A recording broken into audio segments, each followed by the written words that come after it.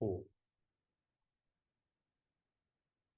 पुनन्तु मा देवजनाः पुनन्तु मनसा धियः पुनन्तु विश्वा भूतानि जातवेदः पुनीहि मा।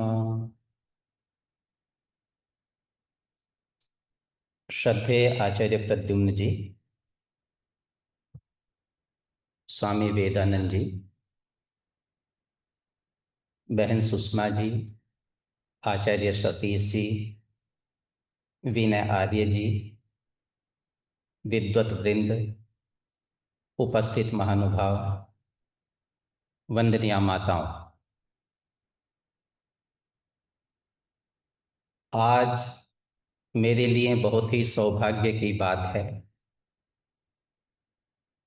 कि अमेरिका में आपके साथ चौथे ज्ञान सत्र में भागीदारी करने का मुझे अवसर मिला है। आर्य समाज के 150वें वर्ष के अवसर पर इस 35वें आर्य महासम्मेलन का आयोजन अपने आप में बहुत विशेष है। कल से लेकर अभी तक ऋषि दयानंद के बहुत सारे सिद्धांतों पर, आर्य समाज की बहुत सारी उपलब्धियों पर और भविष्य के रास्ते पर बहुत ही सटीक, बहुत ही ज्ञानवर्धक परिचर्चा संपन्न हुई है। तब जब हमने 150 वर्षों की यात्रा पूरी कर ली है, हमारे पास जहां गर्व करने के लिए बहुत बड़ा इतिहास है, बलिदानों का इतिहास है, संघर्षों का इतिहास है, परिवर्तनों का इतिहास है, उसके साथ साथ आगे के लिए बहुत सारे सवाल भी हैं। भविष्य के गर्व के साथ,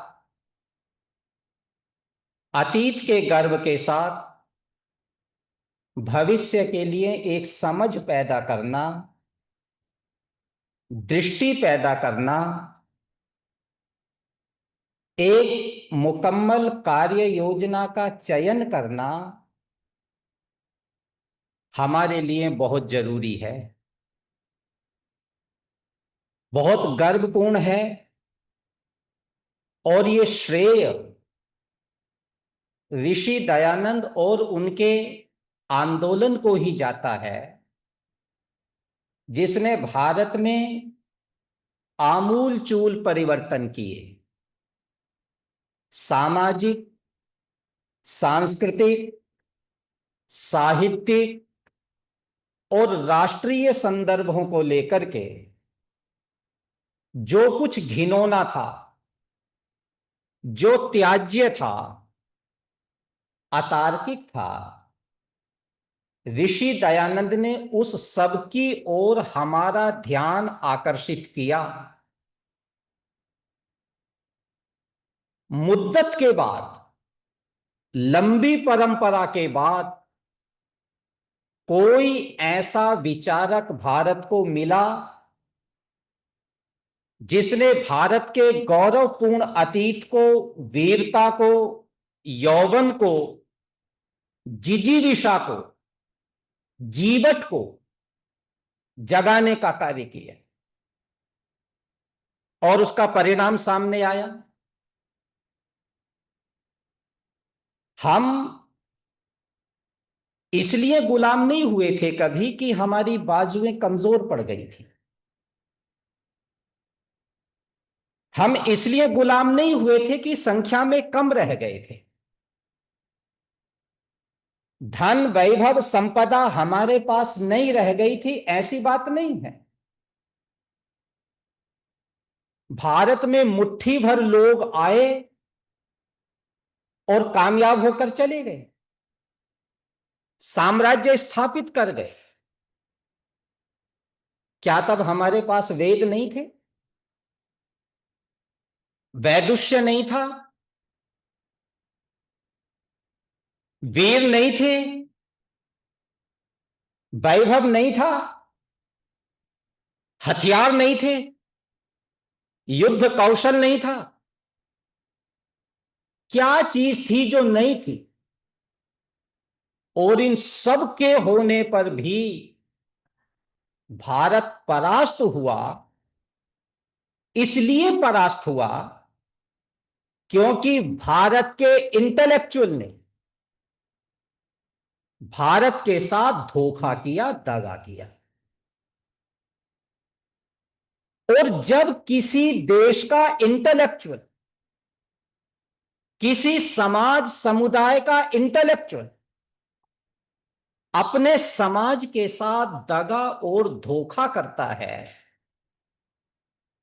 तो उसका पतन वैसे ही होता है जैसे लंबे समय के इतिहास में मध्यकाल में हमने भारत का पतन देखा है।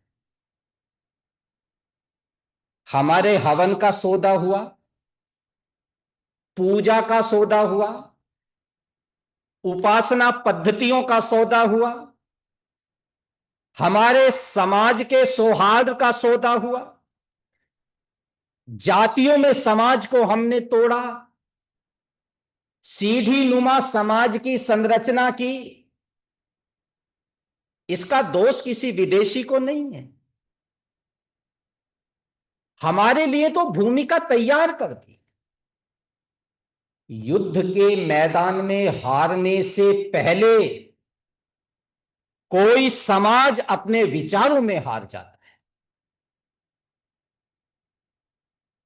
युद्ध तो विचारों में लड़े जाते हैं, और आज से नहीं, सदा से लड़े जाते हैं। भारत को वैचारिक तौर पर जितनी संपन्नता प्राप्त थी, हौसला करके जरा साहस के साथ, बिना खौफ के साथ विचार करने की आवश्यकता है कि वो वैचारिक संपदा धोखा कैसे दे दे। हम समस्त भूमंडल में आर्यों के साम्राज्य की बात करने वाले लोग थे, चक्रवर्ती साम्राज्य की बात करने वाले लोग थे, और 10, 20, 50, 100 गांवों तक भी हमारा साम्राज्य बाकी नहीं रह गया। कौन सी पाबंदियां थी, कौन से प्रतिबंध थे, कौन से शास्त्रीय आदेश थे जिनके कारण आदमी और वीर ठिठक गए? हम तो वैभव की उपासना करने वाले लोग थे, संपदा और ऐश्वर्य की उपासना करने वाले लोग थे। देश में एक मिथ्यावाद की आंधी चली, और उस मिथ्यावाद की आंधी ने देश के लोगों का मिजाज बदल दिया। हमने भक्ति की जिन परिभाषाओं से अपने आप को सुशोभित किया, अध्यात्म की जो रूप रचना मध्यकाल में तैयार की, जी का जंजाल बन गई सा। मुंशी प्रेमचंद ने लिखा है, यदि भक्ति और अध्यात्म की यही प्राप्तियां हैं, तो भारत के 95-98% लोग पैदाइशी पैदाइशी भक्त हैं। यदि इस दरिद्रता का नाम, इस विभाजन का नाम, इस त्रासदी का नाम, कर्महीनता का नाम, इस जीवन के वैभव से दूर बैठे रहने का नाम यदि भक्ति और उपासना है, तो ये पैदाइशी लोग, उस दर्शन को हमने गहना बना ली। आक्रांताओं को लगा ये लोग तो वो हैं जो वैभव को ठोकर मार रहे हैं, इनको जरूरत ही नहीं है। अपने देश के उस दौर के संतों के पास आदमी जाए कि भाई इसका क्या करें कि ये हमारे हवाले कर दो, गृहस्थ माया का क्या करे कि इसका त्याग कर दो, तो इसे संभाले कौन कि इसे अखाड़ा संभालेगा, ये अखाड़ों के काम आएगी। देश के अखाड़ों के सिंहासन स्वर्ण जड़ित, हीरा पन्ना मोती जड़ित होने लगे, उनके हथियार सोने चांदी के होने लगे, और गांव का आदमी दरिद्रता के आगोश में समा है। ऋषि दयानंद ने इस वर्जना को महसूस किया और तमाम भारत के दर्शन को रिविजिट किया, उसकी पुनर्व्याख्याएं की, उसको पुनर्परिभाषित किया, और उसको जब पुनर्परिभाषित किया तो उसके अंदर से जो तेज ओज ऊर्जा निकली, उस तेज ओज ऊर्जा का समन्वित रूप आर्य समाज है। आर्य समाज ऋषि दयानंद के उस समग्र मंथन का साकार रूप है। हमें क्या करना है, हमारी ड्यूटीज क्या है,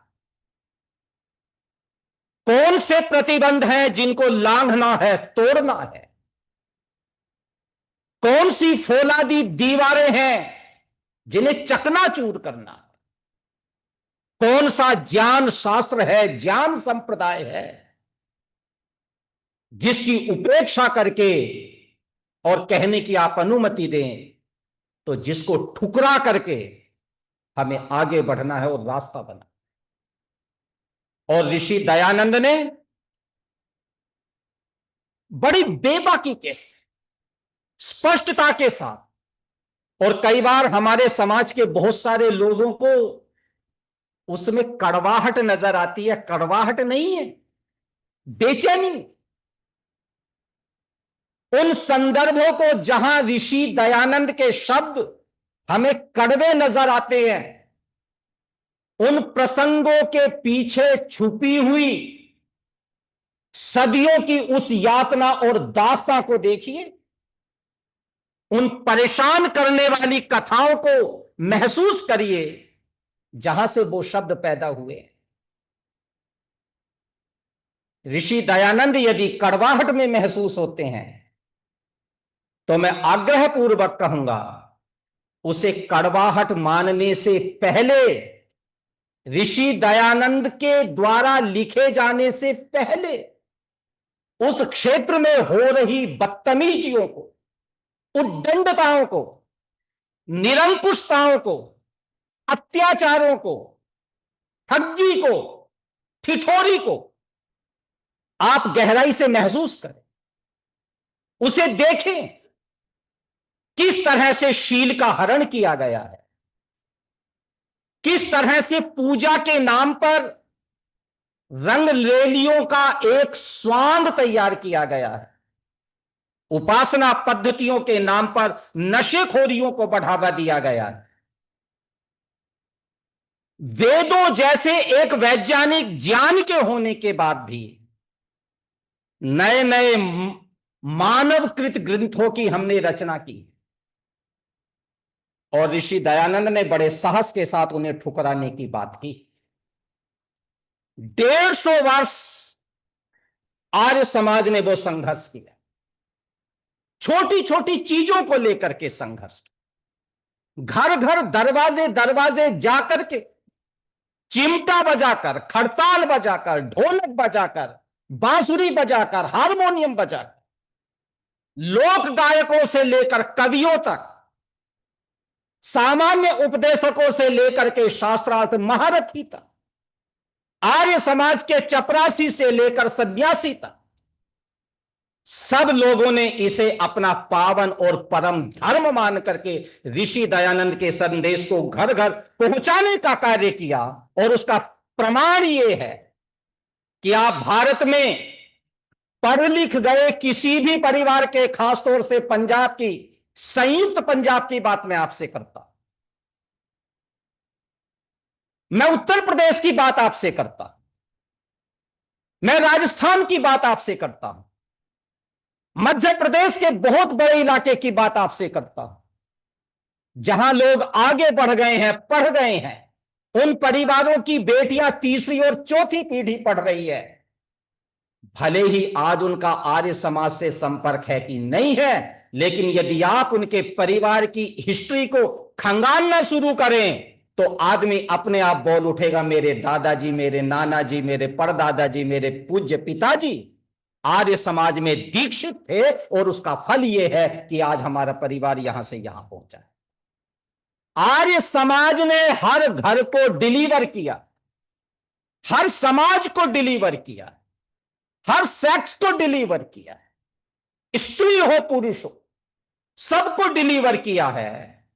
और आज यदि कोई बेटी भारत में कहीं स्कूल जा रही है, पढ़ने जा रही है, नागरिक अधिकारों का को एंजॉय कर रही है, तो उसके पीछे आर्य समाज की तपस्या मजबूती से खड़ी हुई है, आर्य समाज के लोगों का संघर्ष दिखाई पड़ता है। हमने 150 वर्ष बहुत गर्वपूर्ण कार्य किया। सवाल है कि आगे क्या करना है, वही करना है। हमारा टारगेट तो वेद ने तय किया, ऋषि दयानंद ने हमारा लक्ष्य वेद से लिया है। प्रतिदिन हम बोलते हैं, प्रतिदिन नारा लगाते हैं, संध्या के बाद लगाते हैं, हवन के बाद लगाते हैं, व्याख्यानों प्रवचनों के बाद लगाते हैं, आर्य वीर दल की शाखाओं के समापन पर लगाते हैं, तब जब इकट्ठे होते हैं, तब जब विग्रह होता है, विसर्जन होता है, हर वक्त वो नारा लगाते हैं। और वो नारा है, मेरे साथ आप भी लगाइए, कृणवंतो विश्व। हमें करना क्या है? हमारा लक्ष्य, हमारा टारगेट, हमारी मंजिल वेद ने तय की। कृणवंतो विश्वमादि, समग्र विश्व में आर्यत्व का प्रचार करना है, श्रेष्ठता का प्रचार करना है, पॉजिटिविटी का प्रचार करना है। कोई भी श्रेष्ठता, कोई भी पॉजिटिविटी तब तक अल्टीमेट रूप से नहीं प्रसारित होती जब तक कि पाखंड पर चोट ना की जाए, उसका रोकने वाले अंधेरे को दूर ना किया जाए। वो ड्यूटी हमारी, उसके लिए हमें तैयार होना होगा। आर्य समाज के लोगों ने पहले जो रास्ते चुने हैं, तरीके चुने हैं, सारी दुनिया में तरीके वही हैं। हर घर को नोक करना होगा, हर मन को नोक करना होगा, हर दरवाजे पर एक टक टक देनी होगी, हर मन के ऊपर एक आवाज लगानी होगी। कोई नया काम नहीं करना। यदि विज्ञान ने तरीके बदले हैं, तरीके जरूर बदलेंगे, ढंग जरूर बदलेगा। लोगों के कार्यों में व्यस्त होने के कारण, देश देशांतर में बस जाने के कारण, सारी दुनिया के एक ग्लोबल विलेज बन जाने के कारण नए अवसर भी तो पैदा हुए हैं। केवल नई चुनौतियां पैदा नहीं हुई, नए अवसर भी तो पैदा हुए हैं। आज आदमी के दुनिया के अंतिम छोर तक, दूसरे छोर तक बैठे हुए आदमी के पास पहुंचने के लिए हमारे पास विज्ञान द्वारा उपलब्ध कराए गए नए से नए तरीके हैं। दुनिया पहुंच रही है, हमें पहुंचना होगा। यह सम्मेलन इतने लोगों तक सीमित ना हो, इसका प्रचार प्रसार तमाम दुनिया में हो जाए, घर में बैठा आदमी उसका लाभ ले ले। आज वो तरीके हमारे सामने आर्य समाज ने अपनाने शुरू किए हैं, प्रचुरता से अपनाने हों, मजबूती से अपनाने हों। दुनिया का कोई फोन ना बचे जिसके अंदर ऋषि दयानंद की घंटी ना खटखटाए। ये संकल्प हम करें, और वो कर सकते हैं, वो संभव है। ऐसे तमाम लोग, तमाम उदाहरण। इन्हीं दिनों में भाई विनय से बात कर रहा था, 24 घंटे एक आदमी सोते जागते उठते बैठते जो सिर्फ आर्य समाज सोचता है। अभी कभी आपने प्रयोग करना हो, शाम को खाना खाने बैठना और आप बताना टींडा बहुत बढ़िया बना है, तो वो बताएंगे नहीं, ऋषि दयानंद ने सत्यार्थ प्रकाश में ये और लिखा है, ये काम बाकी है। 24 घंटे जो आदमी ना खाने का स्वाद ले रहा, ना स्थान का स्वाद ले रहा, ना बगीचे का स्वाद ले रहा, ना बांसुरी का स्वाद ले रहा, उस सनक के, उस मिजाज के, उस जुनून के, उस स्पिरिट के, उस माइंडसेट के लोग, उस माइंडसेट के कार्यकर्ता, यदि हम कहीं कहीं कुछ कुछ पैदा कर लें तो समझिए इस परिवर्तन को हवा कितनी मिलने वाली है। तब जब पाकिस्तान भी भारत, तब जब बांग्लादेश भी भारत, आज से 150 वर्ष पूर्व, पौने 200 वर्ष पूर्व, तब जब ऋषि दयानंद ने यह कार्य शुरू किया था, उस वक्त उन्होंने महसूस किया था मेरे जैसे सैकड़ों लोगों की आवश्यकता। आपको ध्यान पड़ता है ना, मेरे जैसे सैकड़ों लोगों की आवश्यकता। यदि ऋषि दयानंद की सामर्थ्य के, ऋषि दयानंद के ईमान के, ऋषि दयानंद सी कमिटमेंट के, ऋषि दयानंद से संकल्प के, ऋषि दयानंद सी नॉलेज के सैकड़ों लोगों की आवश्यकता है, तो हमारे जैसे तो लाखों लोगों की, करोड़ों लोगों की आवश्यकता। वो चीज हमें पैदा करनी होगी, वो कार्यकर्ता हमें पैदा करने होंगे, वो जुनून से लगे लोग पैदा करने होंगे। वो जहां भी हैं, वो किचन में है तो, वो सड़क पर है तो, वो दुकान में है तो, वो खेत खलियान में है तो, वो अपने ऑफिस में है तो, वो ऋषि दयानंद की धारणा और भावना के साथ है। वो 24 घंटे के प्रचारक हैं। मैं आपसे कहूंगा ये तस्वीर बहुत तेजी से बदलेगी। हम पार्ट टाइम आर्य समाजी ना बने, हम फुल टाइम आर्य समाजी। ये जो पार्ट टाइम आर्य समाजी होना है, ये सिर्फ, माफी के साथ कहूंगा, एक रिचुअल बन जाए। अगर इसे जीवन बनाना है, कोई रिचुअल को जीवन बनाना है, तो उसके लिए फुल टाइम स्पिरिट पैदा करनी होगी, फुल टाइम कमिटमेंट पैदा करनी होगी। फिर आदमी जहां भी खड़ा होगा, जो भी कर रहा होगा, जिससे भी संवाद कर रहा होगा, वो व्यक्ति नहीं होगा, तब वो प्रचारक होगा। और वो प्रचारक का भाव अपने कार्यकर्ता में हमने पैदा करना पड़ेगा। ये भाव यदि हम पैदा कर सके तो ये एक बहुत बड़ी कार्य योजना होगी। काम नए नहीं करने हैं, तरीके बदलने हैं, टेक्नोलॉजी के साथ जाना है, हर मोबाइल में पहुंचना है, हर दरवाजे पर पहुंचना है, हर युवक के पास पहुंचना है। और युवक के पास पहुंचना जहां बहुत मुश्किल भी है, इस दौर में वहां सबसे आसान भी है, सबसे आसान है।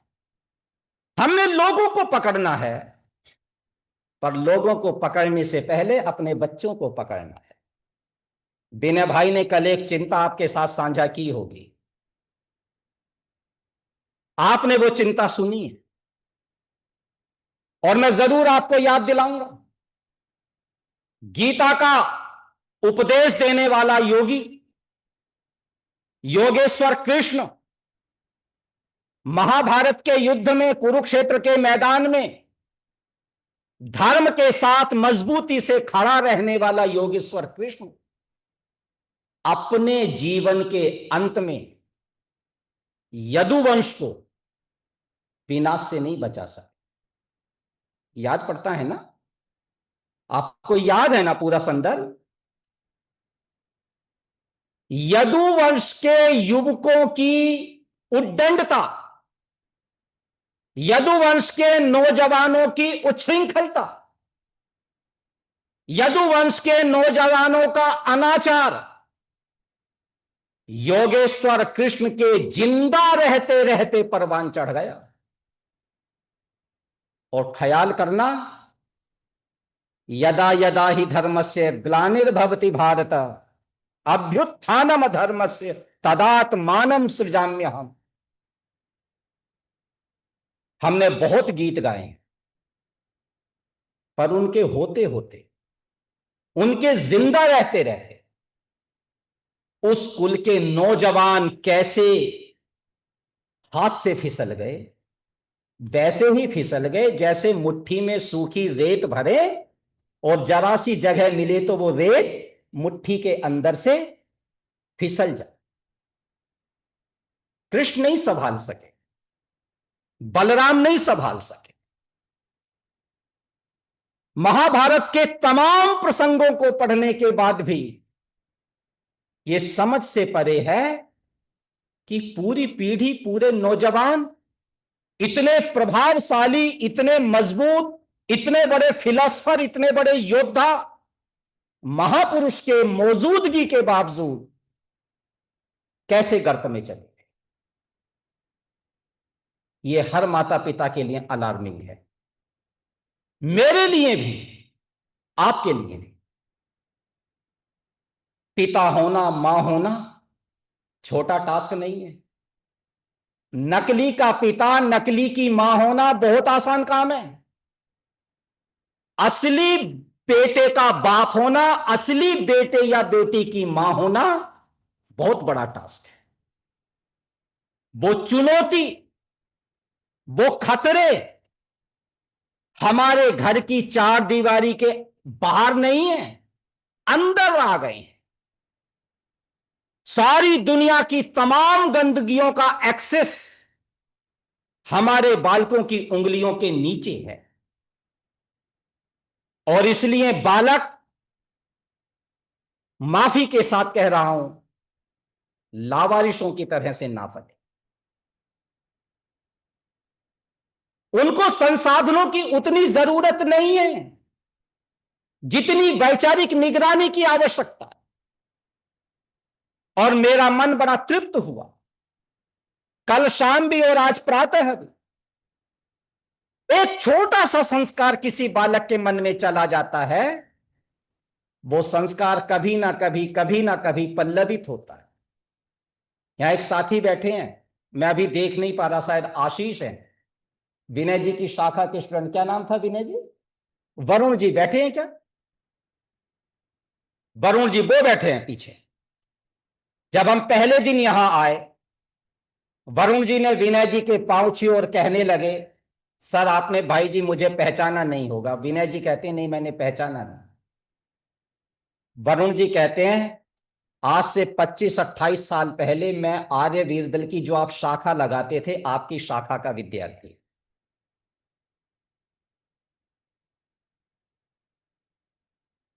बोया हुआ बीज कभी निष्फल नहीं होता, प्रकृति का नियम है। वातावरण आएगा और उसमें से पल्लवन शुरू हो जाएगा। बोया हुआ बीज कभी निष्फल नहीं होता। मैं और आप अपने एंटरटेनमेंट के लिए, अपना समय बचाने के लिए आज बच्चों के अंदर कोई बीज नहीं बो रहे। दादा दादी इररिलेवेंट हो गए। मम्मी पापा के पास तमाम गैजेट्स हैं, मोबाइल है, एक एक नहीं, दो दो तीन तीन है, टैब है, लैपटॉप है, डेस्कटॉप है, तमाम प्रकार के गैजेट्स हैं, लेकिन अपने बच्चों को सुनाने के लिए 2 बेहतर 3 बेहतर स्टोरीज नहीं। नई मम्मियों से, नए पापाओं से पूछिए, उनके पास अपने बालकों को देने के लिए वो जो दादा दादी की थपकी के साथ आती थी, वो स्टोरीज कहां है? और यदि वो स्टोरीज नहीं है तो समझिए हमारा भविष्य हमारे हाथ से फिसलने ही वाला है, क्योंकि उसके माइंड पर हमारी कोई निगरानी नहीं। और मैं जरूर आपको फिर एक महाभारत के संदर्भ से याद कराऊंगा। सारा महाभारत लिख लेने के बाद अंतिम श्लोक में वेदव्यास, जिन्होंने पूरा ग्रंथ लिखा, अपनी बेचैनी लिखते हैं। और वो बेचैनी क्या है? ऋषि की बेचैनी है, सामान्य आदमी नहीं। इतने बड़े संघर्ष, इतने बड़े द्वंद्व को जिसने लिखा, उदबाहु विरोम्ये सह न कश्चित शृणोति में। हाथ उठा उठा करके मैं चीख रहा हूं, बुला रहा हूं, सावधान कर रहा हूं, आह्वान दे रहा हूं। न कश्चित शृणोति में, कोई भी तो नहीं है जो मेरी सुन रहा है, मेरी कोई नहीं सुन रहा। ये इररिलेवेंट होना है एक टास्क का, एक व्यक्तित्व का, एक ऋषि का। ये बेचैनी यदि वेद व्यास की है, मैं माता पिता को जरूर कहूंगा वो विनय भाई के उस संदर्भ को जरूर संज्ञान में ले, कुछ ले या ना ले, उस संदर्भ को जरूर संज्ञान में ले। वो सिर्फ आपके घर आंगन को ही सर्व नहीं करेगा, पूरे देश, पूरी कौम, पूरी फिलॉसफी और पूरी मानवता को सर्व करेगा। वो उसके लिए गहना बनेगा, उसका एसेट बनेगा। हमारे बच्चों का हम ख्याल करें, उन पर हम ध्यान करें, अपने नेतृत्व को विकसित करें। आर्य समाज के पास बहुत संभावनाएं हैं, बहुत सामर्थ्य है, लेकिन हमारे पास एक परफेक्ट नेतृत्व की हमें आवश्यकता है। और नेतृत्व जो समाज अपने लिए पैदा कर लेता है, वो नेतृत्व जिस समाज को मिल जाता है, उस समाज की मारक क्षमता बढ़ जाती है। विनाश उन लोगों का भी हो जाता है जिनका कोई नायक नहीं होता, और विनाश उनका भी हो जाता है जहां सारे के सारे नेता हो जाते हैं। बेहतर समाज अपने लिए लीडरशिप क्रिएट करता है। आर्य समाज के लिए यह मौका है। तमाम युवाओं संभावनाओं से भरे हुए हैं। मैं भाई भुवनेश जी को, भाई विश्व जी को, संजय जी यहां खड़े हैं, दिनेश जी हैं, कितनी लंबी टीम।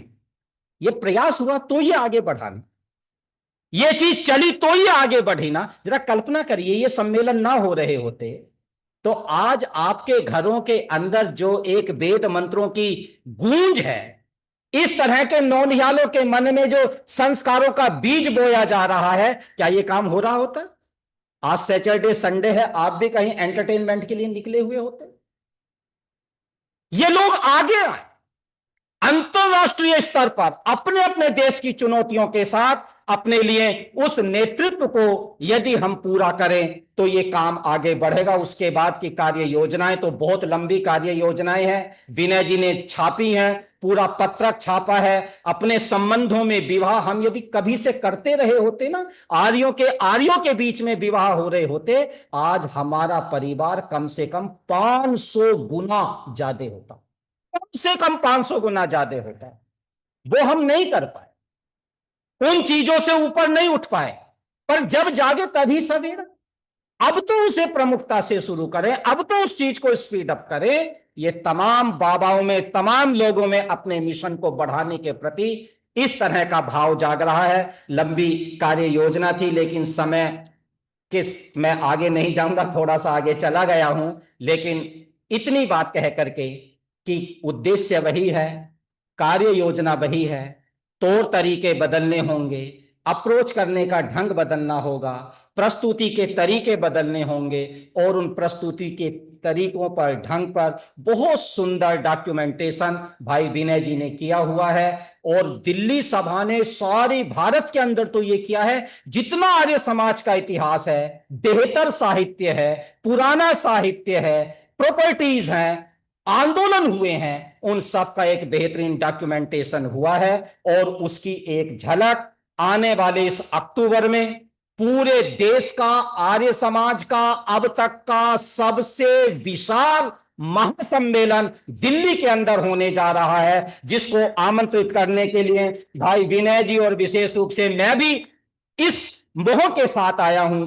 बड़ी से पूरी ताकत के साथ उस सम्मेलन में आपकी भागीदारी बने, उसकी पूरी कार्य योजना आपको यहां से प्राप्त होने वाली है। और निश्चय ही हताश होने का कोई कारण नहीं है, निराश होने का कोई कारण नहीं है। इस फुलबारी में नए से नए फूल पनप रहे हैं, नए से नए पौधे उग रहे हैं, संभावनाओं से भरा हुआ आर्य समाज का दौर है। इतने व्याघातों के बाद भी यदि आर्य समाज की आवाज बुलंद है तो हमारे अगले 150 साल निरापद हैं, और आर्य समाज के वो 150 वर्ष हैं। इस संकल्प को लेकर के हम आगे बढ़ेंगे। इन्हीं शब्दों के साथ मैं अपनी बात सुनने के लिए आप सबके प्रति बहुत बहुत आभार व्यक्त करता हूं। बहुत बहुत आभार। Thank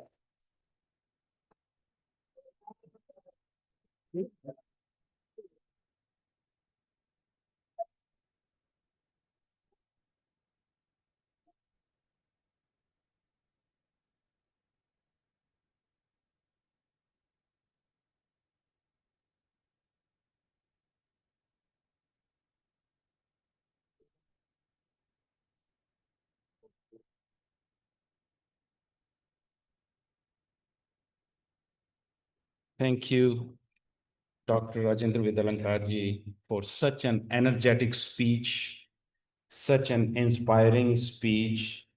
And I don't think I can do justice in translation, but I'll still try to call out the points that he touched upon.